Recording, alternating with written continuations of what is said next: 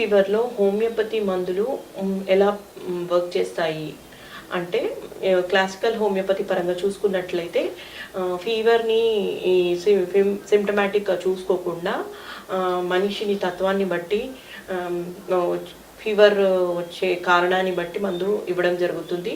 అది correct remedy symptom అయి ఉంటుంది.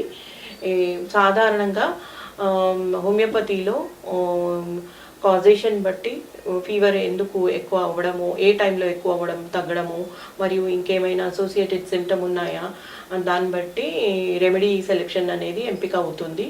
అంటే most peculiar characteristic PQRS symptom ని తీసుకొని మందులు ఇవ్వడం జరుగుతుంది అక్యూట్ సిమ్టమ్స్లో. సో ఇమ్మీడియట్గా మనకి రికవరీ అనేది తెలుస్తుంటుంది.